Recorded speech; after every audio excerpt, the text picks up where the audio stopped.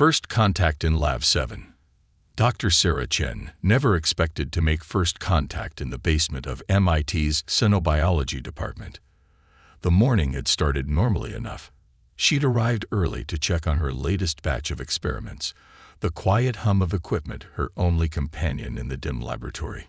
The artificial gravity generators she'd been developing sat in their containment fields, each one a potential key to humanity's dreams of efficient space travel. The soft blue glow of the containment fields cast dancing shadows across her face as she logged the overnight data. That's when she heard it, a sound that shouldn't exist in a secure laboratory, the distinct click of mandibles against metal. Sarah froze, her fingers hovering above her tablet. The sound came again, closer this time, followed by a peculiar scratching. She turned slowly, her heart thundering in her chest, and found herself face to face with something impossible. The creature stood nearly 7 feet tall, its iridescent exoskeleton reflecting the blue containment field light in hypnotic patterns. 4 arms, each ending in delicate manipulators, were raised in what Sarah instantly recognized as a universal gesture of peace. But it was the eyes that captured her attention, compound organs that somehow conveyed an intelligence and curiosity that matched her own. Fascinating, the creature clicked, the sound automatically translated by Sarah's lab systems. Your biological response to surprise. Elevated heart rate, dilated pupils, increased adrenaline production. Yet you remain calm enough to analyze. Most impressive. Sarah's scientific training kicked in, overriding her initial shock. You're not supposed to be here, she managed, her voice steady despite the situation. This is a secure facility. The alien's mandibles clicked in what might have been amusement. Indeed, your security measures are quite sophisticated. However, they fail to account for quantum tunneling at the specific frequency my species naturally generates. A laugh bubbled up from Sarah's chest before she could stop it. Here she was, having humanity's first official contact with an alien species, and they were discussing security protocols. I'm Dr. Sarah Chen, she said, straightening her lab coat. And you've just rendered half my research obsolete, haven't you? The alien's head tilted, its antennae quivering slightly. I am Zix 427 Beta, though you may call me Zix. And no, Dr. Chen, I haven't rendered anything obsolete. In fact, I believe I just opened up entirely new avenues of research. Over the next few hours, as government officials and military personnel scrambled to contain the situation, Sarah and Zix engaged in what would later be described as one of the most productive scientific discussions in human history. The alien's natural ability to generate quantum tunneling fields had led it to Earth specifically because of Sarah's research. It had detected her gravity manipulation experiments from orbit. Your species is unique, Zix explained, gesturing at Sarah's containment fields with one of its lower arms. Most races we encounter either develop pure technological solutions or rely entirely on biological advantages. Humans appear to do both simultaneously. Sarah nodded, already seeing the implications.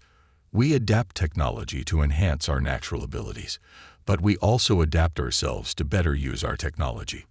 It's a feedback loop. Precisely. Zix's mandibles clicked rapidly in excitement. This is why I had to make contact. Protocols be damned. Your research into gravity manipulation isn't just ahead of schedule. It's approaching the problem from an angle we've never considered. As they talked, Sarah began to understand that this wasn't just about scientific discovery. The way Zix spoke about humanity's approach to problems, our ability to simultaneously embrace technology while maintaining our biological adaptability, suggested something deeper. We weren't just another space-faring race in waiting. We were something unique. The containment fields hummed softly in the background as Sarah pulled up her latest test results. Look at this, she said, projecting a holographic model of her gravity manipulation theory. We've been trying to match the natural gravity wells we observe in space, but what if we've been thinking too small? Zix moved closer, its compound eyes reflecting the dancing lights of the hologram. You're suggesting using multiple small fields instead of one large one. but the power requirements would be significantly less. Sarah finished. Because we're not fighting against natural gravity. We're working with it, creating a web of fields that enhance and direct existing gravitational forces. Just as your species does with technology itself, Six observed. You don't try to overcome nature, you augment it. The implications of their discussion were staggering. Sarah's research, combined with Zix's knowledge of quantum tunneling, could revolutionize space travel. But more than that, this initial contact was proving something about humanity that would echo across the galaxy. Our greatest strength wasn't our technology or our biology, but our ability to bridge the gap between the two. As the day wore on, and officials finally began arriving at the lab, Sarah realized that everything was about to change. Humanity's first official contact with an alien species hadn't come through grand diplomatic channels or military encounters. It had happened because of simple scientific curiosity on both sides. "They'll want to quarantine us both," Sarah said, hearing the commotion in the hallway outside. Standard protocols for unexpected biological contact. Zix's antennae waved in what Sarah was beginning to recognize as amusement. "Your caution is admirable, but unnecessary. We've been studying your species for some time. It's why I was able to take this form. One that wouldn't trigger too many fear responses." Sarah blinked. "This isn't your natural form." "Oh no," Zix clicked. "But we'll have plenty of time to discuss that during quarantine, won't we?" As the doors burst open and hazmat-suited figures rushed in, Sarah found herself smiling. Whatever came next, one thing was certain. Humanity's place in the galaxy was going to be far more interesting than anyone had imagined. The initial contact in Lab 7 would later be recognized as a pivotal moment in human history. Not because it was our first encounter with alien life, but because it demonstrated something fundamental about our species. In that basement laboratory, humanity's unique approach to progress, our ability to merge the biological and technological, to adapt and innovate, had caught the attention of the galaxy at large. And this was just the beginning. The neural bridge. 3 months after the incident in Lab 7, Sarah found herself standing in a room that shouldn't exist. The circular chamber, nestled deep within a converted military bunker in Nevada, housed technology that merged human ingenuity with alien advancement in ways that still took her breath away. "The neural interface is stable," Zix announced from their position at the primary control panel. In the months since their first meeting, Sarah had learned that her alien colleague could take many forms, but they seemed to prefer the crystalline, almost translucent appearance they wore now. Their internal structures shifted with each movement, creating patterns that never failed to fascinate her. "Are you sure about this?" Sarah asked, eyeing the reclined chair in the center of the room. Its surface rippled like liquid metal, adapting itself to perfectly match the contours of any being that sat in it. The preliminary tests were promising, but a full neural bridge. Zix's crystalline form pulsed with what Sarah had come to recognize as excitement. "Your concerns are logical, but unnecessary. The bridge was specifically designed to work with human neural architecture. In fact, it works better with human minds than with any other species we've encountered." Sarah approached the chair, her hand hovering over its shifting surface. The project they'd been working on was ambitious, a direct neural interface that would allow humans and aliens to share thoughts, memories, and experiences. The implications for diplomacy, education, and cultural exchange were staggering. "What made you choose me for this?" she asked, though she already suspected the answer. Since their first meeting, she'd proven particularly adept at understanding and adapting alien concepts to human frameworks. "Because you understand both the science and the philosophy behind it," Zix replied, their form shimmering. "Most species approach neural linking from a purely technological standpoint. Humans, you see it as a bridge between minds, between cultures. You understand that technology is just the means, not the end." Sarah sat in the chair, feeling it conform to her body. Overhead, delicate arrays of quantum sensors adjusted themselves, aligning with her neural patterns. And you're sure the translator algorithms will prevent any psychological damage? Absolutely, Zix assured her, though I suspect you'll find the experience quite different from what you're expecting. Human minds are unique. As the systems powered up around her, Sarah reflected on how much had changed since that morning in Lab 7. The world had transformed overnight. Alien technology had begun integrating with human society. Diplomatic relations had been established with dozens of species, and humanity had taken its first steps into a larger galactic community. But something had been holding them back. Despite all the technological advances, true understanding between species remained elusive. The neural bridge was meant to change that. Beginning synchronization, Zix announced. Remember, don't try to direct your thoughts. Let them flow naturally. Sarah closed her eyes as the interface activated. At first, there was nothing but a slight tingling sensation at the base of her skull. Then, suddenly, her mind exploded with color. Thoughts that weren't her own cascaded through her consciousness. Not in words or images, but in pure concepts. She saw, felt, understood how Zix's species perceived reality, how they existed simultaneously in multiple quantum states, how they experienced time as a physical dimension they could traverse. But what happened next shocked them both. Impossible. Zix's thoughts echoed through the link. Your mind. It's adapting the interface in real time. Sarah could feel it too. Her brain wasn't just receiving information. It was restructuring the very way the neural bridge functioned, creating new pathways, new ways of understanding. Where the alien thoughts had been abstract and difficult to grasp, they were now crystallizing into forms she could comprehend. This is what we do, Sarah thought back, understanding flooding through her. Humans don't just use tools. We reshape them, improve them, make them part of ourselves. Through the link, she could sense Zix's amazement. The neural bridge, designed by some of the most advanced species in the galaxy, was being fundamentally altered by her human brain's natural adaptability. Stop, Zix suddenly commanded, their thoughts tinged with urgency. Something's happening. Sarah felt it too. The bridge was expanding, reaching beyond just her connection with Zix. Somehow, her mind was accessing the broader network that connected all the neural interfaces across the facility. She caught glimpses of other aliens, other humans, all engaged in their own experiments and studies. Your brain is treating the entire network as a single system, Zix observed, their thoughts a mixture of concern and fascination. It's trying to optimize everything at once. With an effort, Sarah pulled back, focusing only on their direct connection.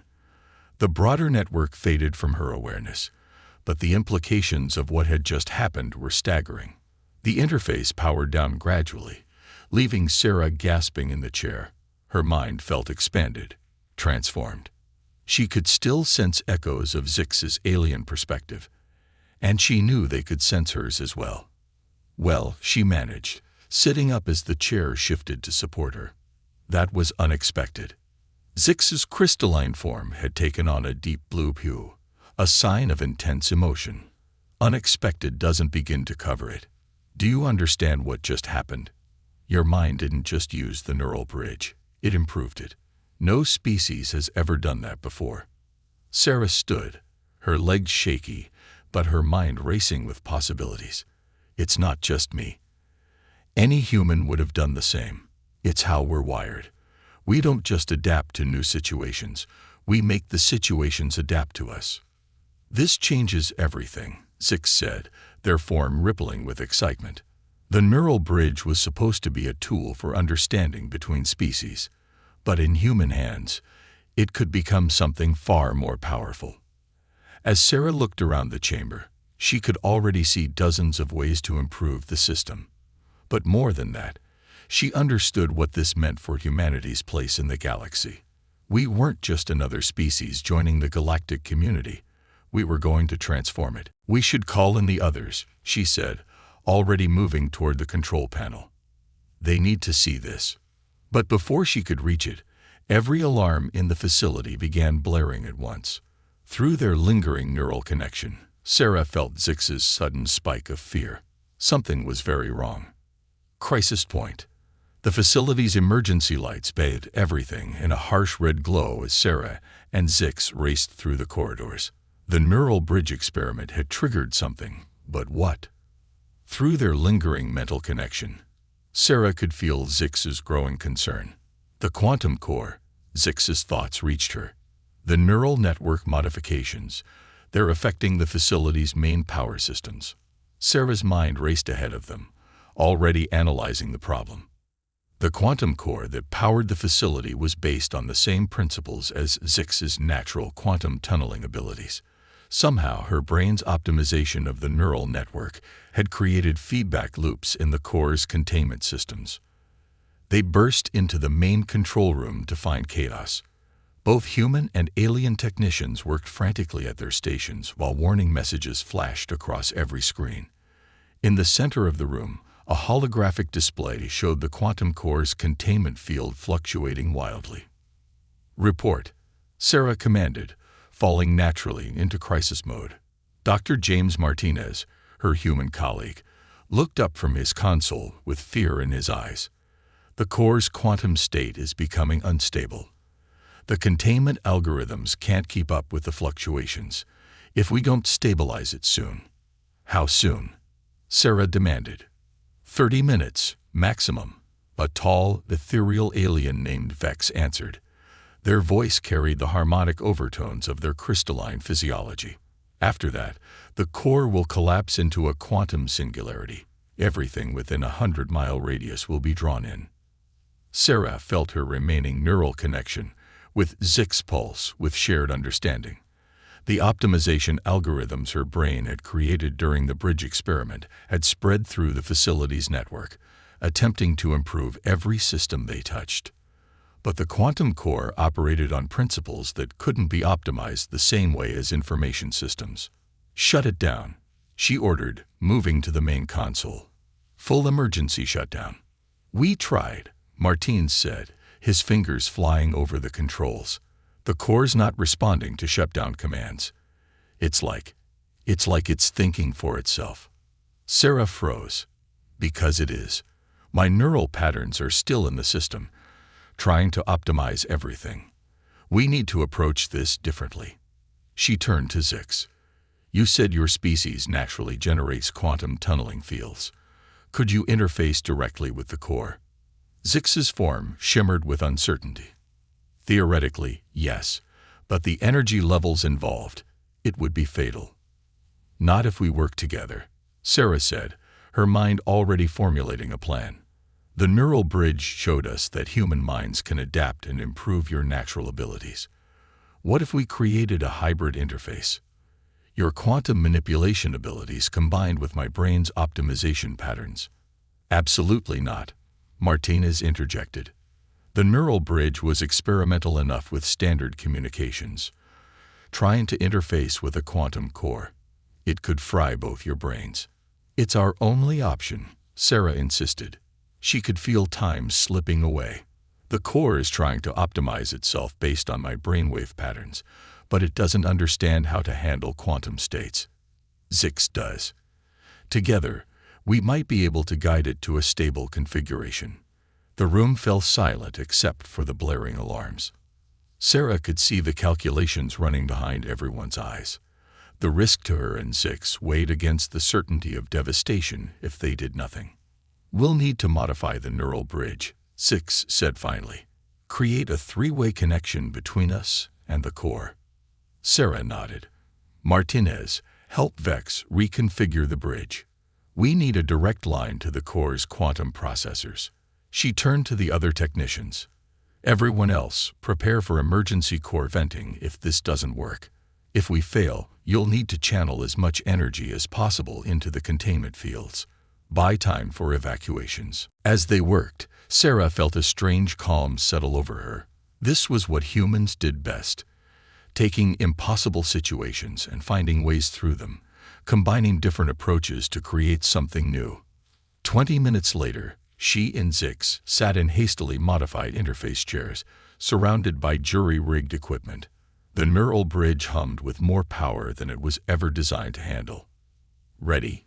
she asked, both aloud and through their strengthening mental connection. "No," Zix replied, their form pulsing with nervous energy.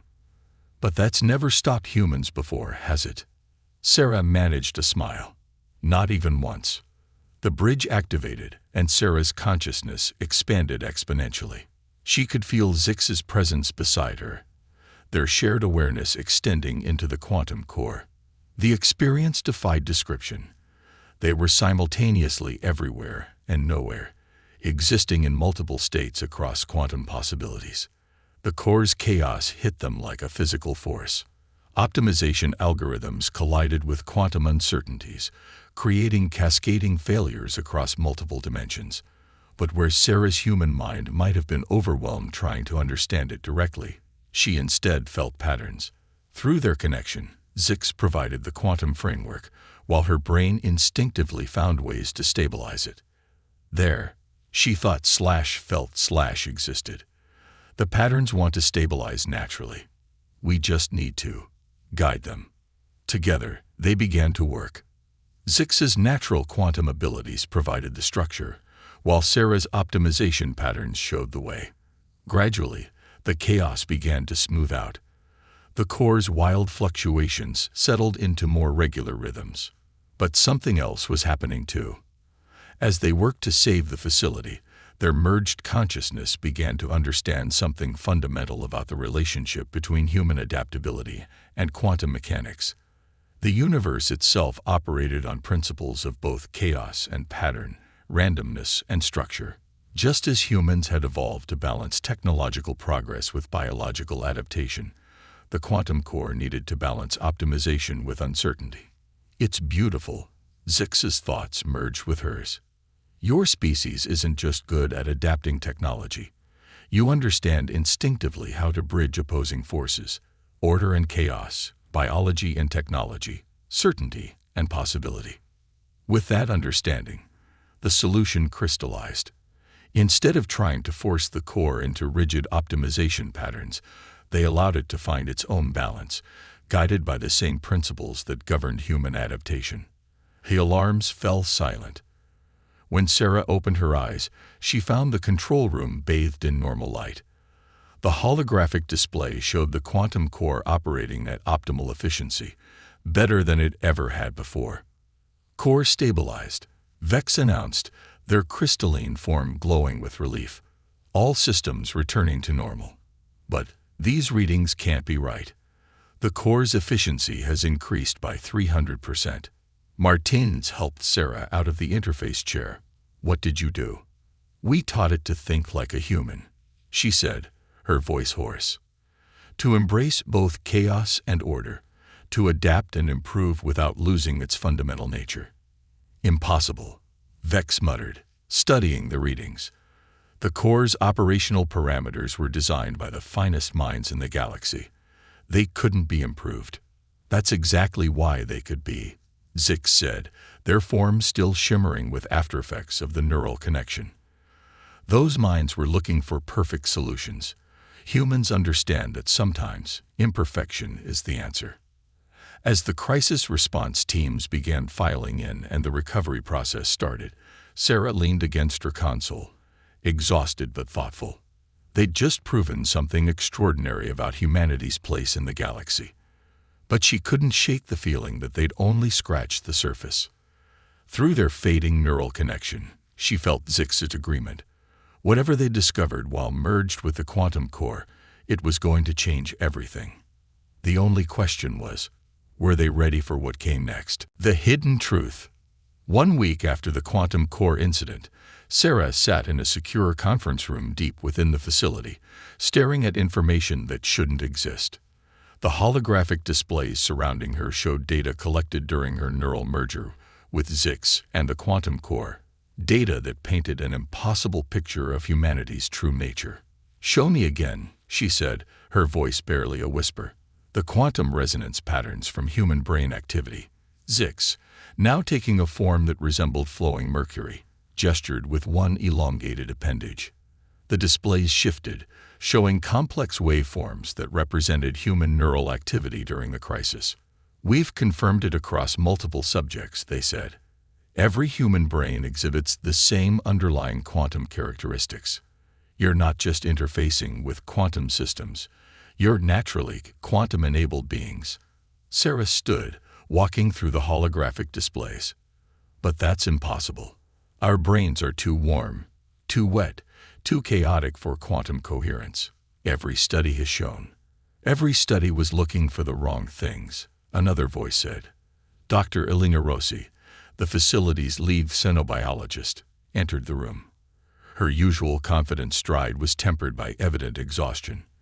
We've been studying human consciousness from a classical perspective. We never thought to look for quantum effects because we assumed they couldn't exist in biological systems. But they do exist. Zix continued, their mercurial form rippling with excitement. And not just in isolated neural pathways. Your entire consciousness operates on quantum principles. It's why you can adapt so quickly, why you can optimize systems that should be beyond your comprehension. Sarah's mind raced with the implications. The neural bridge, it didn't just let us communicate with alien minds. It revealed something about ourselves that we never knew. More than that, Elena said, pulling up new data streams. Look at these patterns. Human quantum neural activity isn't random. It's structured, organized, almost as if it were designed. Zix finished. The room fell silent. Sarah felt a chill run down her spine. Are you suggesting that someone engineered human consciousness? That we were created? No, Elena said, shaking her head. The evidence suggests something far more interesting. These quantum patterns, they're evolving, changing, growing more complex with each generation. Whatever gave humans this capability, it's not static. It's developing. That's why no other species has anything like it, Zix added. They either developed technological quantum systems or evolved natural ones. Humans are the only species we've ever encountered that's actively evolving quantum consciousness. Sarah sank back into her chair, overwhelmed by the magnitude of what they were discovering. Does anyone else know about this? A few top scientists and officials, Elena replied. But there's more. We've detected unusual quantum signatures in Earth's background radiation. They match the patterns in human brains. The whole planet is quantum active. Sarah asked, incredulous. Not exactly, Zix said, their form shifting thoughtfully. But there's something about Earth's specific conditions that seems to encourage quantum evolution in biological systems. You humans aren't just special. You're the product of an environment that may be unique in the galaxy. The thought struck Sarah. The core crisis. When we merge our consciousnesses with the quantum systems, we weren't just fixing a malfunction, were we? We were evolving it. Elena finished. Your quantum consciousness interacted with the core systems and transformed them into something new, something that had never existed before. That's why the efficiency increased so dramatically, Zix added. The core isn't just operating better, it's operating differently. It's developing its own form of quantum consciousness based on the patterns from your mind. Sarah stood again, her thoughts racing. We need to contain this information. If it got out that humans could potentially evolve and transform quantum systems. It's too late, a new voice said from the doorway. Everyone turned to see Director Chen, no relation to Sarah, entering the room. His usual stern expression was marked by unusual concern. We've detected unauthorized quantum transmissions leaving the solar system. Someone is already spreading the word. Who? Elena demanded. We don't know, the director replied. But we've intercepted fragments of the transmissions. Multiple alien species are already mobilizing. Some see humanity as a threat that needs to be contained. Others view us as a resource to be studied and exploited. And a few, he paused, looking directly at Sarah, a few see us as the key to the galaxy's next evolutionary leap. Sarah felt Zix's concern radiating through their lingering neural connection. Your species isn't ready for this kind of attention, they said. You're still developing, still evolving. If outside forces interfere now, then we'll adapt, Sarah said firmly. It's what humans do. We take impossible situations and find ways through them. We transform challenges into opportunities. And if they come in force? The director asked. If they try to contain or destroy us? Sarah smiled, a plan already forming in her mind. Then we'll show them exactly why evolution chose to give humanity quantum consciousness. Director, I need access to everything we have on the neural bridge technology. And 6, she turned to her alien friend. I need you to tell me everything you know about galactic communication networks. You have a plan? Elena asked. Better, Sarah replied. I have a human plan. We're going to take this crisis and turn it into the biggest evolutionary leap the galaxy has ever seen. As the others gathered around to hear her idea, Sarah felt a strange sense of destiny. Humanity had been evolving toward this moment for millions of years, developing capabilities we never knew we had. Now, faced with both threat and opportunity, we would show the galaxy why quantum consciousness had evolved in humans rather than any other species. The truth wasn't hidden anymore. But perhaps that was exactly what the universe had been waiting for. Evolution's gift. 3 days after the revelation of humanity's quantum consciousness, Sarah stood in the facility's main communication hub, surrounded by the most advanced transmission technology Earth and its alien allies could provide.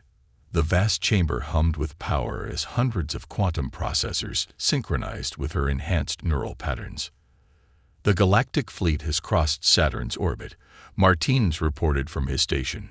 37 ships from 12 different species. Some are broadcasting warnings, others demands.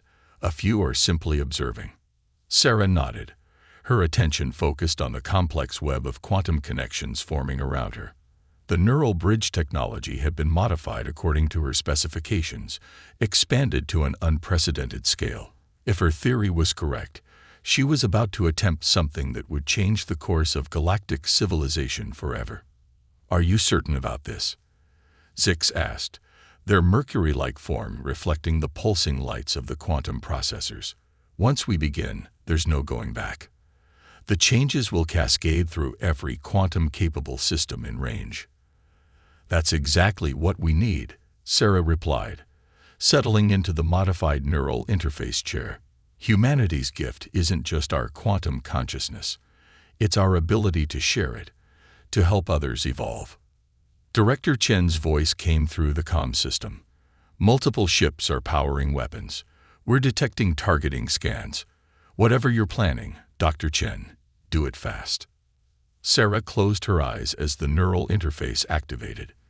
This time, instead of connecting to a single alien mind or quantum core, she reached out to every quantum-capable system within range. Ships, communication networks, even the quantum processors in alien neural systems.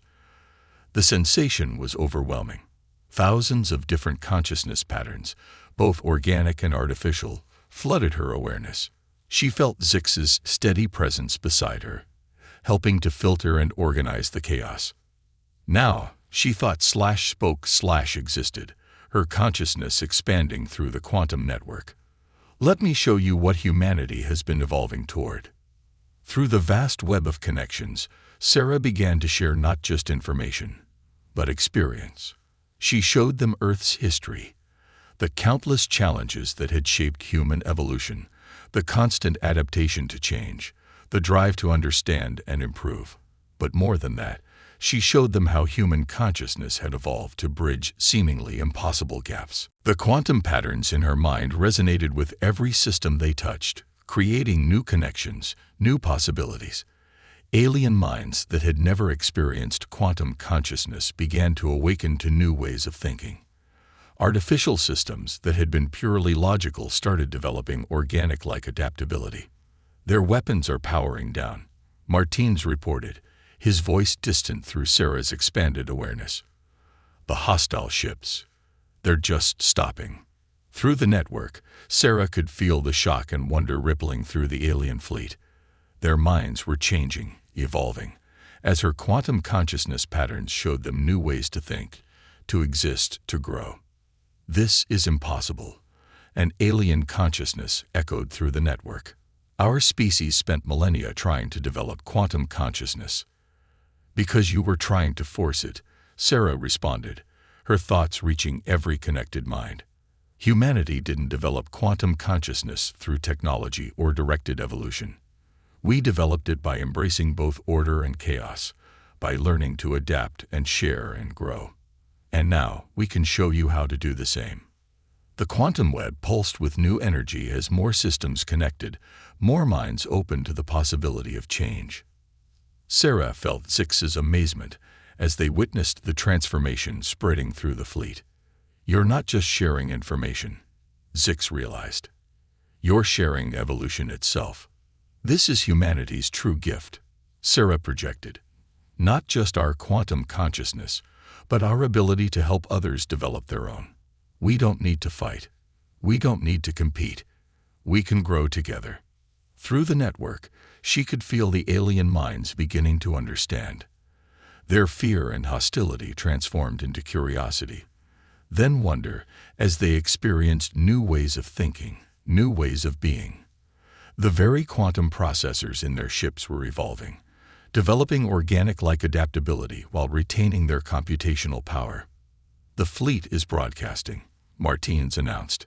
They're requesting permission to land. All of them. Sarah smiled, even as she maintained the vast web of connections. Tell them they're welcome. We have so much to learn from each other. As the alien ships began their descent through Earth's atmosphere, Sarah felt something else through the quantum network, a sense of rightness, of completion. Humanity hadn't evolved quantum consciousness by accident. Earth's unique conditions, our species' particular challenges and triumphs, had shaped us into something the galaxy desperately needed. Beings who could bridge the gap between organic and artificial, between order and chaos, between what is and what could be.